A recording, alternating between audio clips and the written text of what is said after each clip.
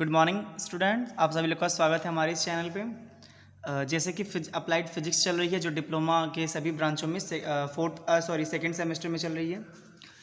कल की क्लास नहीं पढ़ पाई है, थोड़ा सा नेटवर्क इशू था क्योंकि बारिश हो रही थी तो अपलोडिंग में थोड़ी दिक्कत हो रही थी, तो इसलिए मैंने कल का वीडियो नहीं डाला है।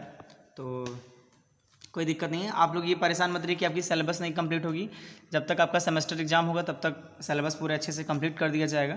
और देखिए इसमें कुछ चैप्टर ऐसे हैं जो आपके सिलेबस में वो बेसिक इलेक्ट्रिकल से रिलेट करते हैं, तो आप लोग उसको देखते रहिए। जैसे कि बेसिक इलेक्ट्रिकल में क्या, वहाँ पे आपका एक चैप्टर है, पहला है इलेक्ट्रोस्टैटिक है, जिसमें चार्ज लॉ, कूलम्ब का लॉ, वो सब आपसे बेसिक इलेक्ट्रिकल इंजीनियरिंग के पहले चैप्टर में है। तो आप लोग उसको देख के प्लेलिस्ट से आपको देख सकते हैं, जिसमें बेसिक इलेक्ट्रिकल इंजीनियरिंग का प्लेलिस्ट बना होगा, तो आप वहाँ से आप चेक कर लीजिएगा। तो पिछले क्लास में हम लोगों ने जो फिजिक्स का दो क्लास हो चुका है, तो दूसरी क्लास तक हम लोगों ने पढ़ा था न्यूटन का कड़िक सिद्धांत पढ़ा था हमने, न्यूटन्स कॉर्पस्कुलर थ्योरी पढ़ा था। अब आगे जो हमारा थ्योरी है, क्योंकि एक थ्योरी हम लोगों ने पीछे क्लियर कर लिया था, और आगे आज हम लोग ये दूसरा थ्योरी पढ़ेंगे, हाइगेंस का तरंग सिद्धांत। बहुत इंपॉर्टेंट है, एग्जाम में बिल्कुल आने के चांसेस होते हैं, क्योंकि यानी कि एक न्यूटन का तरंग सिद्धांत और एक इसका एक हाइगेंस का तरंग सिद्धांत, ये दोनों एग्जाम में बहुत बार पूछे गए हैं और पूछे जाने के चांसेस भी हैं, तो इसको अच्छे से आप लोग देखिएगा। चलिए देखते हैं। देखिए जो हमारे न्यूटन जी हैं, उनके टाइम तक ये क्लियर नहीं हुआ था हमारे कि हमारा जो प्रकाश है वो कण है कि तरंग है। ये क्लियर नहीं हुआ कि वो कोई पार्टिकल्स हैं या फिर कोई वेव है, ये क्लियर नहीं हुआ था। लेकिन हाइगेंस ने जब हाइगेंस ने अपना थ्योरी दिया, तो इससे एक चीज़ स्पष्ट हुई कि वो वेव है। हाइगेंस ने अपने थ्योरी में एक चीज़ क्लियर किया कि जो हमारा प्रकाश है वो वेव है। लेकिन कैसे है, देखते हैं क्या है इनका। देखिए हाइगेंस एक हाईलैंड के वैज्ञानिक थे, जिन्होंने 1778 ईस्वी में एक सिद्धांत दिया जो कि तरंग प्रकाशी से संबंधित है, जिसमें इन्होंने बताया कि प्रकाश के रूप में, यानी कि वह तरंगों के रूप में चलता है, और जो कि उसने चलने के लिए एक माध्यम की आवश्यकता होती है। इस सिद्धांत को हाइगेंस तरंग सिद्धांत कहते हैं। यानी कि हाइगेंस ने अपने थ्योरी में ये बताया कि हमारा जो प्रकाश है वो क्या है, वेव है, यानी कि वो क्या तरंगों के रूप में चलता है। लेकिन न्यूटन ने क्या कण पे ज़्यादा बल दिया था, कि उन्होंने बोला कि हमारे जो प्रकाश हैं वो पार्टिकल्स हैं। तो दोनों में एक सबसे बड़ा डिफरेंस यही होगी कि आपको समझ में आ गया होगा दोनों में से एक सबसे बड़ा डिफरेंस यही है कि जो हमारे न्यूटन्स हैं, न्यूटन ने ये बताया कि हमारे जो प्रकाश हैं वो कण हैं, यानी कि पार्टिकल हैं। लेकिन जो हाइगेंस की थ्योरी, जो हाइगेंस क्या थे, हाइगेंस एक हाईलैंड के साइंटिस्ट थे। जबकि ये हाईलैंड जो हमारा हाइगेंस है, ये डच लैंग्वेज में लिखा गया है। अगर हाईलैंड डच लैंग्वेज में कोई चीज़ लिखा जाता है तो उसका दूसरा एक प्रोनाउंसिएशन हो जाता है। तो इसमें यहाँ पे जो हाइगेंस किया गया है वो हमारी जनरल इंग्लिश में प्रोनाउंसिएशन किया गया है, इसके डच में प्रोनाउंसिएशन नहीं किया गया है। तो उससे कोई प्रॉब्लम नहीं, लेकिन बस आपको हाइगेंस ही पढ़ना है, ऐसा नहीं कि आपको डच लैंग्वेज में पढ़ना है, ऐसा कोई प्रॉब्लम नहीं है। तो हाइगेंस क्या है, एक हाईलैंड के साइंटिस्ट थे, जिन्होंने ये बताया कि हमारा जो प्रकाश है, यानी कि जो प्रकाश हमारा है वो कैसे चल रहा है, वेव की तरह चल रहा है, यानी इस तरह चल रहा है। इन्होंने बताया, हाइगेंस की थ्योरी कहता है। लेकिन न्यूटन ने क्या बोला, न्यूटन ने बोला कि छोटे छोटे पार्टिकल्स हैं अलग अलग आकार के, वो हमारे चल रहे हैं। हाँ, लेकिन एक चीज़ दोनों में बहुत कॉमन थी, तो उन्होंने भी बताया था कि वो स्ट्रेट लाइन में चलती है, और इन्होंने भी बताया कि स्ट्रेट लाइन में चलती है। तो यानी कि दोनों की एक चीज़ तो मैच कर रही थी, यानी कि एक अगर बोला जाए कि एक चीज़ पे सहमति थी दोनों की, कि जो हमारी वेव है, यानी वेव या हमारे पास पार्टिकल्स जो भी हैं वो लीनियर चलते हैं, यानी कि सीधी रेखा में चलते हैं। ये दोनों की थ्योरी में था, ये प्रूफ हो चुका था न्यूटन्स की कॉर्पस्कुलर थ्योरी से ही क्लियर हो चुका था कि जो हमारा प्रकाश है वो सीधी रेखा में, यानी स्ट्रेट लाइन में चलता है। तो जो हाइगेंस का हमारा सिद्धांत, इन्होंने बताया कि तरंग के रूप में चलता है। ठीक है, तरंग के रूप में चलता तो कैसा होना चाहिए। हाँ, और एक चीज़ हाइगेंस ने बताया कि एक मीडियम की आवश्यकता है। हाइगेंस ने बताया कि एक मीडियम की आवश्यकता है, कि हमें प्रकाश को चलने के लिए एक मीडियम चाहिए था, मीडियम चाहिए। अब अगर मीडियम चाहिए, तो अगर हमें मीडियम की आवश्यकता है तो क्या हो जाता है कि उन्होंने बताया, हाइगेंस ने बताया कि ईथर, एक शब्द आता है ईथर। उन्होंने बोला कि पूरी यूनिवर्स में ईथर क्या है, एक बहुत ही हल्का एक मीडियम है, जिसमें क्या हो जाता है, प्रकाश जा सकता है। ईथर को उन्होंने एक मीडियम बताया, एक मीडियम। हाइगेंस ने अपनी थ्योरी में ईथर का नाम लिया, और उन्होंने बताया कि ईथर एक मीडियम है। जैसे हमारा क्या है, वायु एक मीडियम, यानी एयर एक मीडियम है, वाटर एक मीडियम है, ग्लास एक मीडियम है। उसी तरह उन्होंने बताया कि ईथर भी क्या है, एक मीडियम है, जिसमें क्या कर सकता है, प्रकाश ट्रेवल कर सकता है। तो हाइगेंस ने अपने थ्योरी में बताया कि ईथर एक उन्होंने बताया कि ईथर क्या है, एक मीडियम उन्होंने बताया ईथर को, और बोला कि ईथर में प्रकाश क्या कर सकते हैं, यानी कि लाइट हमारी चल सकती है, एक वेव, उन्होंने बोला कि लाइट हमारी वेव में होती है, वेव की तरह चलती है, और ईथर एक मीडियम है, यानी कि ईथर भी, ईथर शब्द की भी कोई एक मीडियम है, ईथर वर्ड का एक मीडियम है जो हमारे सूर्य से है, क्योंकि हमें पता है कि सूर्य से प्रकाश मिलती है। अगर यहाँ पे सूर्य है मान लेते हैं, और यहाँ पे अर्थ है, यहाँ पे अर्थ है, यहाँ पे सन है, तो सूर्य से जो किरणें आ रही है उनका मतलब है कि यहाँ पे ईथर है। हाइगेंस ने बताया कि ईथर मीडियम है। अब ईथर मीडियम उन्होंने तो बता दिया कि ईथर मीडियम है, और उसी ईथर मीडियम में हमारे जो प्रकाश हैं उसके वेव क्या है, ट्रैवल कर रहे हैं सन से अर्थ तक, यानी कि सूर्य से अर्थ तक, तो हमें पता है प्रकाश तो वहीं से आती है। तो उन्होंने ये बता दिया, लेकिन क्या उन्होंने ये बताया कि जो हमारे वेव हैं वो मैकेनिकल हैं। उन्होंने बताया जो हमारे वेव हैं, ये केवल हाइगेंस की बात हो रही है, याद रखिएगा ये सबके लिए नहीं है, क्योंकि जितने भी लॉ पढ़ेंगे उसके लिए अलग अलग हमारे पास उसके लिए कुछ थ्योरी होंगे। जैसे कि क्या आपने पीछे न्यूटन्स का पढ़ा है, कॉर्पस्कुलर थ्योरी पढ़ा है, जिसमें क्या था, उन्होंने बोला कि ये कण है। न्यूटन ने क्या बोला, न्यूटन ने बोला कि कण है, प्रकाश हमारा कण है, लेकिन यहीं पर हाइगेंस ने क्या बोला कि वेव है, हाइगेंस ने बोला वेव है। तो इसी तरह हर एक थ्योरी में कुछ ना कुछ इम्प्रूवमेंट होता है, कुछ उसमें इम्प्रूव किया जाता है। तो उसके लिए क्या, जब मैंने पहले ही बताया था पहले क्लास में कि जिस भी नियम या फिर जिस भी थ्योरी को हम पढ़ते हैं उस थ्योरी को अकॉर्डिंग हमें ढल जाना चाहिए, समझना चाहिए कि इस थ्योरी में ही सब कुछ है, तो आपको अच्छे से वो समझ में आता है। हाइगेंस की थ्योरी में दो चीज़ क्लियर हुई। पहला क्या था, उन्होंने ये बताया, हाइगेंस ने बोला, क्लियर तो नहीं हुई लेकिन हाइगेंस ने बोला कि हमारी जो प्रकाश की चाल है वो क्या है, वेव की तरह, वेव की तरह वो चल रही है, वेव। पहला उन्होंने जो बताया, पहला चीज़ क्या हाइगेंस ने बताया कि वेव की तरह चलती है, पहला बता दिया। दूसरा ईथर माध्यम से उन्होंने बताया कि ईथर मीडियम है, उन्होंने बोला एक मीडियम है ईथर, जहाँ पे क्या करिए हमारी प्रकाश ट्रैवल करिए। उन्होंने बोला पूरे यूनिवर्स में क्या ईथर है, एक मीडियम है। ईथर कोई ऐसा मत सोचिएगा कि कोई वस्तु है या चीज़ है, उन्होंने ईथर को एक मीडियम बताया, जैसे ग्लास एक मीडियम है, वाटर एक मीडियम है, उसी तरह ईथर को भी उन्होंने एक मीडियम बताया। और उन्होंने बताया कि जो हमारा ईथर है उसी मीडियम में हमारा क्या कर रहा है, प्रकाश ट्रैवल कर रहा है या प्रकाश चल रहा है। दूसरी चीज़ है, इन्होंने भी यही बताया कि स्ट्रेट लाइन में चलती है, यानी लीनियर चलती है लाइट। उसके बाद इन्होंने बताया कि जो वेव है वो मैकेनिकल है, उन्होंने बताया वेव मैकेनिकल यानी यांत्रिकी है, यांत्रिकी। उन्होंने बताया कि हमारी जो वेव है वो यांत्रिकी है। याद रखिए इतनी सारी इंपॉर्टेंट, इसकी बहुत इंपॉर्टेंट चीज़ है। इन्होंने क्या, ये हाईलाइट के थोड़े से इंट्रो, आप लोग क्या कीजिएगा जब नोट्स लिखिएगा तो थोड़ा इंट्रो की तरह लिखिएगा कि हाँ इंट्रोडक्शन में पहले इनका डिटेल लिख लीजिएगा कि हाँ ये एक हाईलैंड के वैज्ञानिक थे, या इन्होंने 1678 ईस्वी में क्या एक सिद्धांत दिया जिसको जो तरंग प्रकाशिकी से यानी कि वेव ऑप्टिक्स से रिलेट करता था, तो उन्होंने इतना चीज़ बताया। अब देखते हैं अकॉर्डिंग टू दिस लॉ या फिर दिस थियरी, इसकी थियरी के अकॉर्डिंग क्या उन्होंने लिखा था। देखिए इस सिद्धांत के अनुसार हाइगेंस ने बताया कि प्रकाश तरंग के रूप में चलता है। जैसे कि मैंने बता दिया है कि प्रकाश जो हमारा है वो तरंग के रूप में चलता है। वो किसने बताया, वो हाइगेंस ने बताया। जैसे कि यहाँ पे मैंने एक डायग्राम दिखा दिया है, प्रकाश के रूप में चलता है। इन्होंने प्रकाश को यांत्रिकी तरंग कहा, उन्होंने मैकेनिकल वेव कहा, लेकिन आजकल अगर हम आज की वेव बात पढ़े तो आप सभी को पता है कि हमारा जो लाइट है वो इलेक्ट्रोमैग्नेटिक वेव है। तो याद रखिएगा कि आज की जो थ्योरी थी वो पहले की थ्योरी से डिफरेंस है। जैसे इसको आगे पढ़ते चले जाएंगे हमें क्लियर होगा। अभी तो दूसरा लॉ पढ़ रहे हैं, इसके बाद हम लोग मैक्सवेल का पढ़ेंगे, फिर प्लांक का क्वांटम सिद्धांत पढ़ेंगे। जो भी पढ़ेंगे उसमें बहुत अच्छे क्लियर होगा।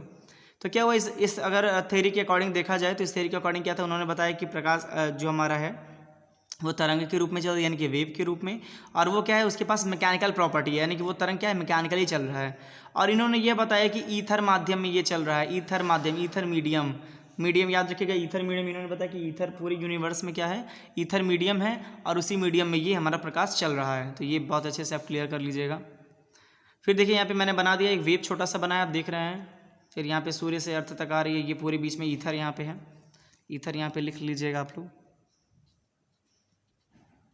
ईथर है जो कि एक बहुत ही हल्का, देखिए अब मैंने ईथर के बारे में थोड़ा सा लिख दिया है, जो कि एक बहुत ही हल्का माध्यम है और उच्च प्रत्यास्थता यानी कि हाई इलास्टिसिटी का है। इन्होंने यह भी बताया कि ईथर भारहीन है, तो ये भी याद रखिएगा। ये भी मासलेस, इन्होंने बताया कि ईथर का जो मीडियम वो मासलेस है तथा सभी पदार्थों में प्रवेश कर सकता है। ईथर की उन्होंने क्वालिटी बताई कि ईथर एक ऐसा मीडियम है जो सभी प्रकाश की मीडियम में वो क्या प्रवेश कर सकता है, यानी कोई पदार्थ हो, यानी ग्लास हुआ, वाटर हुआ, या कोई भी मीडियम हो उसमें क्या कर सकता है, ये जा सकता है। अब इसका देखिए प्रकाश का अति तीव्र चाल, यानी कि अगर हाई स्पीड की बात की जाए तो यही होता है 3 × 10⁸ मीटर पर सेकेंड होता है। ये एक इन्होंने इनके अकॉर्डिंग ये क्या है, एक फार्मूला दिए थे इन्होंने हाइगेंस ने, क्या, v = √E/ρ। ई यहाँ पे क्या है, इलास्टिसिटी है, रो क्या है यहाँ पे, ई हमारी यहाँ पे डेंसिटी है। तो उन्होंने ये बताया कि इलास्टिसिटी बहुत अधिक है और डेंसिटी को बहुत कम बताया। हाइगेंस की थ्योरी में एक फार्मूला आता है जो v = √E/ρ है। इसको रो बोलते हैं, पी नहीं है। जैसे कि जो आप लोग बेसिक इलेक्ट्रिकल क्लास किए होंगे तो वहाँ पे जब हम रजिस्टिविटी पढ़ रहे थे तो वहाँ पे रो बना रहता था ना, पी किस तरह है, तो यहाँ पे भी क्या है, पी है, सॉरी ये रो है। तो इन्होंने बताया कि जो प्रकाश की चाल है वो क्या है, उसकी प्रकाश की चाल की इलास्टिसिटी अधिक है, यानी कि प्रत्यास्थता अधिक है, और उसमें जो उसकी क्या है, डेंसिटी यानी घनत्व वो क्या है, कम है, तो बहुत कम है। इसलिए मैंने इसको एरो की तरह दिखा दिया, आप समझ सकते हैं इलास्टिसिटी क्या अधिक है और हमारी डेंसिटी कम है। तो आप यानी कि ये पूरा अच्छा से आपको समझ में आएगा मेरे ख्याल से इसको। अब यहाँ पे अगर इंग्लिश में आप लोग स्क्रीनशॉट लेना चाहे तो ले सकते हैं, वरना पीडीएफ मिल जाएगा। स्क्रीन इंग्लिश में भी मैंने लिख दिया है, पूरे अच्छे से इंग्लिश में भी लिखा है, कोई दिक्कत नहीं है आपको। इससे अधिक एग्जाम में लिखने की ज़रूरत नहीं है, तो आप परेशान मत रहिएगा। अब आगे देखते हैं क्या इनकी थ्योरी में कहता है।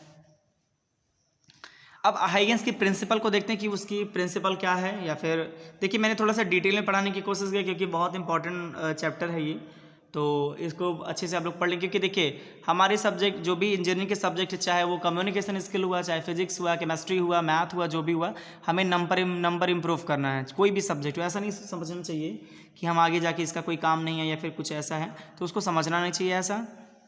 आपके सेमेस्टर में जो भी सब्जेक्ट है उसको ईमानदारी से पढ़ना चाहिए ताकि उसमें नंबर मिल सके। क्योंकि नंबर जब देखिए अधिक आते हैं आपके, अगर 50 में से आपके 40-45 आते हैं तो बहुत खुशी होता है एक अंदर से, तो इसीलिए हमें थोड़ा डिटेल पढ़ना होता है ताकि हमारे नंबर इंप्रूव हो सके। अब देखिए हाइगेंस की थ्योरी क्या कहती है। देखिए हाइगेंस ने अपने सिद्धांत में प्रकाश को यांत्रिकी तथा तरंग बताया, जो मैंने पीछे ही बता दिया कि इन्होंने अपने वेव को क्या मैकेनिकल बताया, मैकेनिकल यांत्रिकी, और बताया कि पूरे ब्रह्मांड में ईथर उपस्थित है जो कि एक बहुत ही हल्का माध्यम है जो किसी भी वस्तु में प्रवेश कर सकता है। और उन्होंने यह भी बताया कि प्रकाश का वेग में प्रत्यास्थता अधिक व घनत्व बहुत कम होता है, और बताया कि चूंकि यांत्रिक होने के कारण ये क्या हो सकता है, ये किसी भी इसको एक माध्यम की आवश्यकता पड़ती है। देखिए मैकेनिकल कोई भी चीज़ हो तो उसको एक माध्यम की आवश्यकता पड़ेगी, बिल्कुल। अगर वेव हमारा मैकेनिकली है तो उसमें एक मीडियम की ज़रूरत पड़ती है, तो उन्होंने उस मीडियम को ईथर बताया। और इस पूरी थ्योरी में इतना जो हम लोग लिखा है, ये पूरे जैसे मैंने पीछे एक थोड़ा सा डायग्राम भी बताया उसी हिसाब से वो है कि हमारे हाइगेंस में क्या है, उन्होंने यह बताया कि पूरे ब्रह्मांड में हमारा ईथर है। ईथर बहुत ही हल्का एक मीडियम है जिसमें प्रकाश हमारा प्रवेश कर सकता है। तो इसी प्रकार उन्होंने बताया, और प्रत्यास्थता अधिक होती है और घनत्व कम होता है, जो मैंने फार्मूले में दिखा दिया। यहाँ पे भी मैंने एक बार फार्मूला लिख दिया है, यहाँ पे आप देख सकते हैं, v = E/ρ। ई क्या है, इलास्टिसिटी है, रो क्या है, डेंसिटी है। इलास्टिसिटी बहुत अधिक होगी, डेंसिटी बहुत कम होगी। इस तरह आप देख सकते हैं, मैंने यहाँ पे समझा दिया है आपको, मेरे ख्याल से समझ में आ रहा होगा। इंग्लिश में भी यहाँ पे लिख दिया है मैंने, देखिए wave front it is the locus of all point of a medium which are vibrating in same phase, जो हमारा वेव फ्रंट होता है। अब वेव फ्रंट क्या होता है उसको हम अच्छे से देख लेंगे। वेव फ्रंट हमारा, अगर आप लोग थोड़ा सा पढ़े होंगे तो समझ में आ जाएगा बिल्कुल।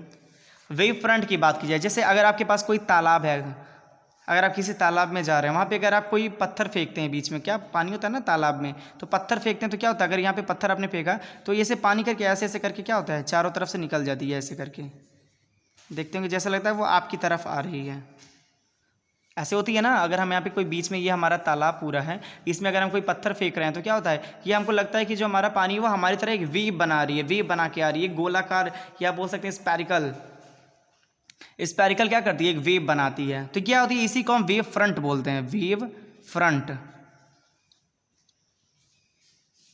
वेव फ्रंट बोलते हैं। अब वेव फ्रंट समझ में आया, यानी कि जब अगर कोई वेव है वो चल रहा है, जो हमें दिखता है वही हमारा क्या हो जाता है, वेव। अगर कोई वेव इस तरह चलता है तो हमें दिखाई दे रहा है, तो इसका ये वेव फ्रंट हो गया। अगर कोई वेव ऐसे चल रहा है तो ये हमारा वेव फ्रंट हो गया। अगर कोई वेव ऐसे चल रहा है, ऐसे चल रहा है, तो हमारा वेव फ्रंट हो गया। यानी कि वेव फ्रंट क्या, एक प्रकार की आकृति बोल सकते हैं, तरंग की आकृति को हम क्या बोलते हैं, वेव फ्रंट बोलते हैं। तो इस तरह से क्या हो सकता है, उन्होंने बताया, हाइगेंस ने बताया कि हमारी जो वेव फ्रंट है वो क्या हो सकती है। उन्होंने 3-4 मीडियम बताया, जैसे स्पेरिकल हो सकती है, पैरेलल हो सकती है, उन्होंने बहुत सारे बताए। लेकिन अभी अगर एग्जांपल के थ्रू देखा जाए कि वेव फ्रंट होता है, तो इस तरह आप समझ सकते हैं, अगर किसी पानी में या फिर कहीं पे नदी है, तालाब है कहीं पे, या उसमें आप अगर कोई पत्थर फेंकते हैं तो क्या वो लगता है कि पानी आपकी तरफ आ रहा है, तो क्या हो सकता है, वो एक स्पेरिकल वेव बनाता है इस तरह से, तो आपको दिख रहा होगा। तो सेम यही उनका कहना था। कि जो वेव फ्रंट बनते हैं वो सेम फेज में वाइब्रेट करते हैं। सेम फेज का मतलब क्या, यहाँ से अगर देखा जाए, अगर इसको मेन पॉइंट मान लिया जाए, मेन पॉइंट है, तो क्या होगा, यहाँ से इसकी दूरी, इसकी दूरी, इसकी दूरी अलग अलग होगी। ये एक फेज हो जाएगा, ये दूसरा फेज होगा, ये तीसरा फेज होगा। लेकिन क्या होगा, ये अपने फेज, जैसे यक्स का ये जो पूरा है, मान लेते हैं यक्स का ये वेव है, तो यक्स का क्या अपने फेज में वाइब्रेट होगा। x2 का मान लेते हैं तो ये x2 में वाइब्रेट होगा। x3 का मान लेते हैं तो x3 का अपने फेज में वाइब्रेट होगा। यानी कि हर फेज में क्या होगा, वो वेव, जो हमारा वेव है वो क्या होगा, वाइब्रेट करेगा। तो इस तरह आप समझ सकते हैं कि वेव फ्रंट क्या होती है। अगर कोई मीडियम है तो क्या करेगा, उसमें एक ही फेज में वाइब्रेट करेगा। एक हमने, अगर आप बेसिक इलेक्ट्रिकल या फिर आप इंटरमीडिएट में आपने वेव देखा होगा, इस तरह से साइन वेव देखा होगा, जो इंटरमीडिएट के उन्हें समझ में, इस तरह का वेव देखें जिसको साइन वेव कहते हैं। प्लस होता है, माइनस होता है, प्लस होता है, इस तरह से इसको एसी साइन वेव बोलते हैं। ये एसी के लिए होता है, अल्टरनेटिंग करंट के लिए होता है। आगे बेसिक इलेक्ट्रिकल में जब चलेगा तो इलेक्ट्रिकल वालों को समझ में आ जाएगा। और अगर मैकेनिकल सीएस अगर और कोई ब्रांच देख रहा है तो वो भी जाके बेसिक इलेक्ट्रिकल का एक प्लेलिस्ट बना है, उसमें आप देख सकते हैं। तो एक फार्मूला था y is equal to a sine bracket में omega t plus k x. ये एक फार्मूला है जो क्या है, इस वेव के लिए एक फार्मूला, अगर कोई साइन वेव है या वेव के लिए एक फार्मूला होता है, तो ये वेव है। तो देखिए इसमें y क्या है, displacement of particles, displacement of particles, यानी कि अगर कोई पार्टिकल, अगर वेव को हम पार्टिकल्स मान रहे तो क्या इसका जो डिस्प्लेसमेंट, यानी कि अगर कोई वेव यहाँ है तो यहाँ चला जा रहा है, तो क्या यहाँ पे विस्थापन हो रहा है ना, तो हमारा क्या हो जाएगा, displacement of particles. A sine, मतलब साइन का क्या मतलब फेज हो जाता है, कि अगर हम देखिए अगर इस तरह से चला रहे हैं तो ये साइन वेव हो गया, उल्टा चलाएंगे तो कॉस वेव हो जाएगा। तो ऐसे क्या हो जाता है, वेव बन जाती है। अब ओमेगा टी और प्लस के एक्स, ये एक फेज है। एक फेज का मतलब क्या है, कि हमारे वेव का फेज है। हमारे वेव का फेज कैसे, एक बार समझ लेते हैं कैसे वेव का फेज हमारा। अगर मान लेते हैं ये कोई हमारा एक इस तरह से मान लेते हैं वेव है, ये हमारा मेन पॉइंट, लोकस पॉइंट मान लेते हैं, मेन पॉइंट मान लीजिए, जो भी मान लीजिए मेन पॉइंट है। अगर इसी से इधर तरंग जाए, इधर तरंग जाए, इधर तरंग जाए, इधर तरंग जाए, इधर तरंग, यानी चारों तरफ क्या हो, हमारा वेव जाए। अगर वेव जा रहा है तो वो क्या हो जाएगा, यहाँ पे एक सेम फेज में ही बन रहा है ना। ये हमारा तो एक पूरा फ्रेम माने कि अगर पूरा एक हमारा फ्रेम है तो वेव इसी के अंदर जा रहा है। देखिए यहाँ पे जा रहा है ना, इससे बाहर तो जा नहीं रहा, तो सेम फेज हो गया था। यानी कि इस पूरे को क्या बोलेंगे, फेज बोलेंगे, फेज। याद रखिएगा, जो ये वेव हमारा जा रहा है, यानी कि एक पॉइंट से अगर इस पूरे एक हमारे चारों तरफ से इसको घेर दिया जाए या ब्लॉक कर दिया जाए, तो क्या होगा, हमारा जो वेव जाएगा उसी को हम क्या बोलेंगे, वो हमारा सेम फेज में। यानी कि जो भी इसको अगर यक्स मान लें, इसको y z a b c इस तरह इसको मान ले, तो क्या होगा, सबके जो हमारे फेज होंगे वो सेम फेज में होंगे। जैसे यहाँ पे देख लीजिए फार्मूला, आपने यहाँ पे मैंने इधर दिखाया है, ये फार्मूला है। और इस फार्मूले में क्या है, देखिए जो हमारा एक्स है वो displacement of wave, displacement wave का क्या हो जाएगा, मतलब जैसे एक वेव यहाँ से यहाँ डिस्प्लेस हो रहा है, ये यहाँ हो रहा है, ये यहाँ हो रहा है, ये यहाँ हो रहा है, ये यहाँ हो रहा है, ऐसे हो रहा है, ठीक है। अब यहाँ पे एक मैंने डायग्राम भी दिखाया हुआ, जो शायद क्लियर ना दिख रहा हो, पेंसिल से मैंने बनाया, तो आप देखेंगे तो शायद क्लियर ही है।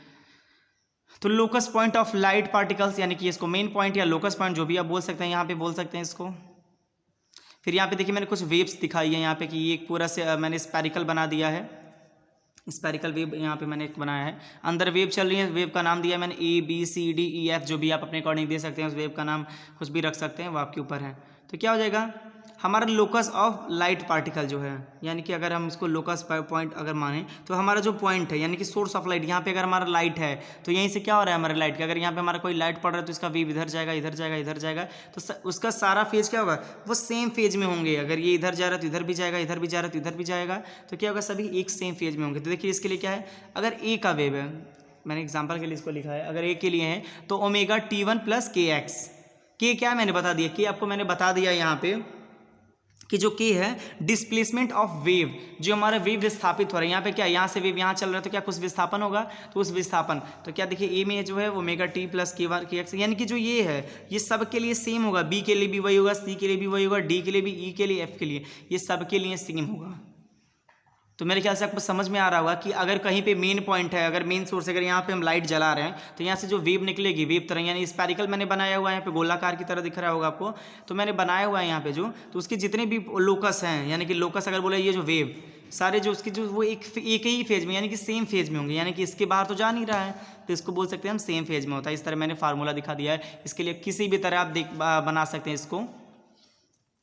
तो आपको मेरे ख्याल से समझ में आ रहा होगा। कहीं दिक्कत कुछ हो रहा है, देखिए वेव फ्रंट मैंने बता दिया। अब जो ये दिख रहा है, ये जो इधर उधर इधर से वेव यहाँ जा रहा है, यहाँ से यहाँ जा रहा है, इसी को वेव फ्रंट बोलते हैं। आपका लोकस ऑफ लाइट पार्टिकल्स का मतलब लोकस ऑफ क्या, ये जो लाइट यहाँ से यहाँ चल रही है इसी को क्या बोल देते हैं हम, लाइट पार्टिकल। ये ट्रैवल कर रहे हैं ना, यहाँ से यहाँ जा रही है, यहाँ से यहाँ जा रही है, तो वो हो गया। अब देखिए अगला एक थोड़ा छोटा सा और डायग्राम मैंने दिखाया हुआ थोड़ा सा और अच्छे से समझाने के लिए, कि देखिए यहाँ पे क्या है, मैंने 3-4 बना दिए हैं स्पेरिकल की तरह। देखिए पहला क्या x मान लिया, दूसरे को x1 मान लिया, तीसरे को x2 मान लिया है। अगर 3 इसी तरह दिया हो जाए तो पॉइंट सोर्स क्या हो जाएगा, यहाँ पे मैंने जो पॉइंट सोर्स बना दिया है वो क्या है, यहाँ पे अगर हमारा पॉइंट सोर्स मान लिया जाए और जो वेव फ्रंट में हमने बनाया है वो स्पेरिकल बनाया, तो क्या होगा, इसकी जो यहाँ से दूरी है यानी कि x1 की अलग फेज होगी, x2 की अलग फेज होगी और x3 की अलग फेज होगी। याद रखिएगा, इस फेज में जितना हमारा वेव होगा वो सेम होगा सबका, इस फेज में जितना हमारा होगा वो सब सेम होगा, और तीसरे वाले में भी फेज सेम होगा। यहाँ पे केवल एक था, मैंने दिखाया था यहाँ पे एक था ना, अगर इसके आसपास 3-4 वेव बना दिया जाए तो क्या सब फेज के अलग अलग होंगे। याद रखिएगा, यहाँ पे पहला अगर x के लिए बोला जाए तो x के लिए क्या हो जाएगा, सभी के लिए यहाँ पे x हो जाएगा। अगर x1 के लिए बोल दिया जाए तो यहाँ पे सबकी जगह पे x1 x1 x1 लिख देंगे आप। x2 की बात कर दिए तो सभी जगह पे आप x2 x2 x2 लिख देंगे। ठीक है, तो आपको मेरे ख्याल से समझ में आ रहा होगा। चलिए थोड़ा आगे देखते हैं। अब आगे देख लीजिए, आगे भी मैंने वही थोड़ा सा उसके बारे में थोड़ा और डिटेल लिखा हुआ है। देखिए very important property of light according to Huygens theory और प्रिंसिपल, मतलब एक बहुत इंपॉर्टेंट प्रॉपर्टी है लाइट की जो हाइगेंस ने दिया था अपनी थ्योरी में। The direction of light ray of wave is always perpendicular to wave front. जो आपका लाइट का रे है, जो भी आपका लाइट है, उसकी जो किरणें हैं, वो तरंग है, वो क्या है, वो हमेशा जो वेव फ्रंट है उसके परपेंडिकुलर होती है। अब यहाँ पे देखिए सभी का, देखिए यहाँ पे 90 डिग्री बन रहा है कि नहीं बन रहा है, देखिए यहाँ पे भी 90 डिग्री बन रहा है, यहाँ पे भी 90 डिग्री बन रहा है। मतलब आप देखेंगे तो सभी जगह पे क्या 90 डिग्री बन रही है। आप अगर यहाँ देखें, यहाँ 90 डिग्री बन रही है, इधर से देखें तो 90 डिग्री ये बनेगा। तो इतने हमारे जो वेव फ्रंट हैं वो क्या होते हैं, वो परपेंडिकुलर होते हैं किसके, हमारी किरणों के परपेंडिकुलर। अगर यहाँ पे हमारा मान लीजिए कि पॉइंट सोर्स है, ये यहाँ से किरणें चल रही हैं तो हमारा वेव फ्रंट हो जाएगा क्या, ये बाहरी वाला जो दिख रहा है पूरा हमारा वेव फ्रंट है, और ये हमारा क्या है, लाइट वेव है। तो ये जो हमारा लाइट वेव है यानी कि लाइट वेव, लाइट रे जो भी हमारा है वो किसके परपेंडिकुलर हो जाएगा, इस यहाँ पे स्फेरिकल जो बनाया गया है, जो बाहर से दृश्य है यानी वेव फ्रंट, उसी के क्या परपेंडिकुलर हो जाएगा। परपेंडिकुलर या लंबवत जो भी आप बोल सकते हैं, लिख सकते हैं आप। देखिए यहाँ पे लिख दिया मैंने, लाइट रे perpendicular wave front. Wave front बिल्कुल याद रखिए, ये जो बाहरी से दिख रहा है, स्फेरिकल दिख रहा है, अगर चतुर्भुज बना दे, आयत बना दे, कुछ भी बना दे तो वही उसका वेव फ्रंट हो जाता है। और ये लाइट तो दिख ही रहा होगा आपको, इस तरह मैंने बना दिया है, इसी तरह इसीलिए मैंने इसको थोड़ा क्लियर बनाया ताकि आपको समझ में आए। अब देखिए इसमें क्या है, यानी कि हाइगेंस थ्योरी के अनुसार प्रकाश किरणें वेव फ्रंट यानी लहरों के रूप में लंबवत होती हैं। अब देखिए यहाँ लहरों के रूप में ही चल रही हैं, सीधे चल रही है, लहर तो नहीं दिख रहा है लेकिन चल रही है सीधे। उन्होंने अपने वेव में ये बताया कि वेव में तो चलती है, वो वेव में तो ऐसे चल रही है, सीधी वेव की तरह चल रही है, लेकिन उन्होंने जो तरंग दैर्ध्य है उसको बहुत छोटी बताई। तरंग दैर्ध्य किसको बोलते हैं, अगर ऐसे ऐसे ऐसे ऐसे है तो इसकी जो ऊंचाई, इसी को हम तरंग दैर्ध्य बोलते हैं, तरंग दैर्ध्य बोलते हैं, यानी कि वेव लेंथ बोलते हैं इसको। तो उन्होंने बहुत छोटा इसकी वेवलेंथ बताई, बहुत छोटी वेवलेंथ बताई, यानी कि ये बोला कि उनके समझे कि ना के बराबर, ऐसे बहुत छोटी। अगर देखिए अगर ये हो जाए तो ये सीधी रेखा तो नहीं चल रही है ना, लेकिन अगर इसको छोटी छोटी इस तरह चलाई जाए तो ये लगेगा स्ट्रेट लाइन चल रही है। तो उन्होंने वेव फ्रंट को बहुत ही जो हमारी किरणें हैं उसकी जो लेंथ है, वेव लेंथ को बहुत छोटा बताया। इसने उस क्या यहाँ पे लंबवत आप दिख रहा होगा, ऐसे भी 90 डिग्री पे आपको दिखेंगे अगर इस तरह देखेंगे तो। अब देखिए कुछ इंपॉर्टेंट पॉइंट है हाइगेंस थ्योरी के, उसको भी देख लेते हैं। वेरी इंपॉर्टेंट पॉइंट है कुछ। इन्होंने व्यतिकरण विवर्तन को समझा रहे हैं, इन्होंने कुछ इनको कुछ सफलता मिली। जैसे न्यूटन को सफलता मिली क्या क्या, प्रकाश का परावर्तन यानी कि reflection of light, refraction of light, उन्होंने बताने में अपनी अहम भूमिका निभाई, यानी कि वो अच्छे से समझा पाएँ। उसी तरह जो हमारे हाइगेंस हैं इन्होंने भी बहुत अच्छे से समझाया और उन्होंने भी कुछ चीज़ों को बताया, जैसे कि व्यतिकरण। जो न्यूटन असफल रहे बताने में, वो हमारे हाइगेंस ने बताने में सफल रहे। जैसे इन्होंने क्या, प्रकाश का व्यतिकरण यानी कि इंटरफियरेंस बताया, विवर्तन प्रकाश का बताया, डिफ्रैक्शन बताया उन्होंने, डिफ्रैक्शन को क्लियर किया इन्होंने। लेकिन इनको पोलराइजेशन में सफलता नहीं मिली। क्यों नहीं मिली, क्योंकि आपको मैंने जिस दिन से मैं क्लास ले रहा हूँ उसी दिन से मैं बता रहा हूँ कि जो ध्रुवण है, प्रकाश का ध्रुवण यानी पोलराइजेशन जो होता है वो हमारा इलेक्ट्रोमैग्नेटिक इफेक्ट पे वर्क करता है। लेकिन इन्होंने तो जो हमारे जो वेव है उसको मैकेनिकल माना है।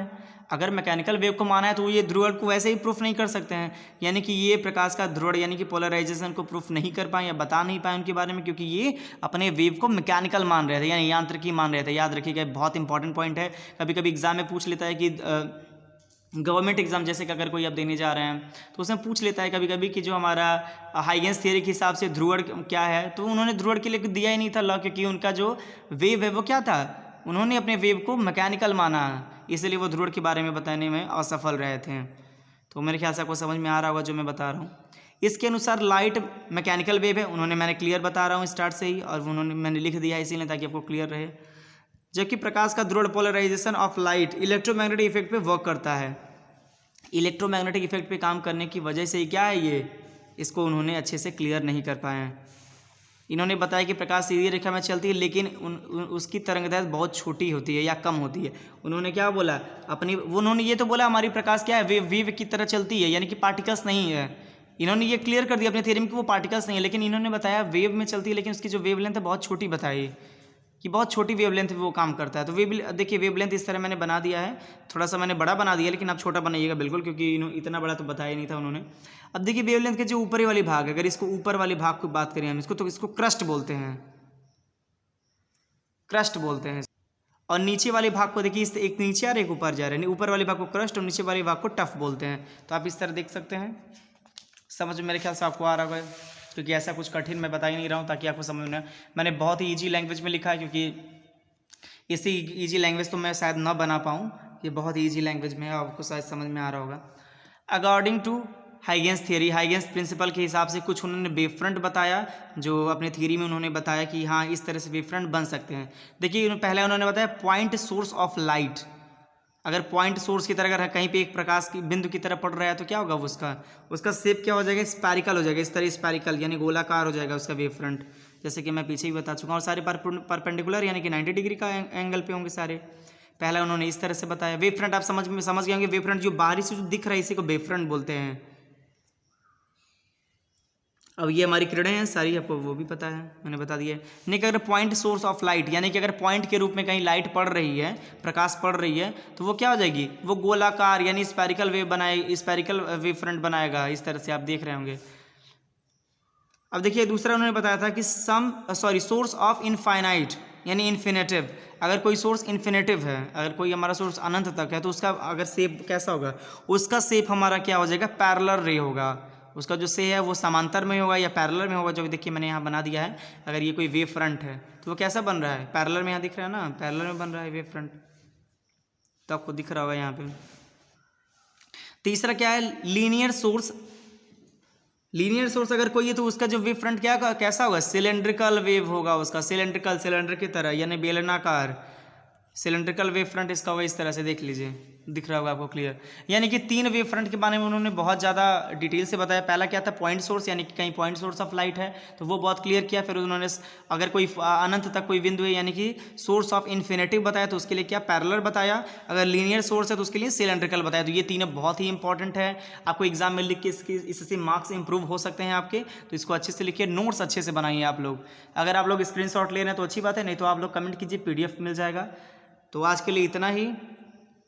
अगर आपको समझ में आ रहा तो आप प्लीज़ सब्सक्राइब कर दीजिए और शेयर भी करते रहिए, क्योंकि ये सबके लिए इंपॉर्टेंट है। क्योंकि 12th कर रहा है तो उसके लिए भी, उनमें भी ये चैप्टर होता है, तो आप उसको भी आप लोग इसको शेयर करते रहिए। हाँ, अगर कहीं कोई दिक्कत हो तो कमेंट कीजिए, और कमेंट जरूर कीजिए कि आपको पसंद है कि नहीं पसंद, क्योंकि अगर आपको पसंद है तभी हम लोग वीडियो बनाएंगे। वैसे और आपके मैथ पे बहुत कम व्यू आ रहे हैं, तो लग रहा है आप लोग मैथ की क्लासेस नहीं कर रहे हैं, सोहन सर के द्वारा चलाई जा रही है, जो कि बहुत ही अच्छे से चल रही है क्लास। तो उसको अच्छे से आप लोग कीजिए। उस पर व्यू बहुत कम आया तो हम लोग को लग रहा है कि शायद आपको पसंद नहीं आ रहा है। तो आप लोग बताइए कि क्या अगर मैथ में कोई दिक्कत आ रही है कि समझ में नहीं आ रहा, तो उसको भी कमेंट कीजिए आप लोग। धन्यवाद।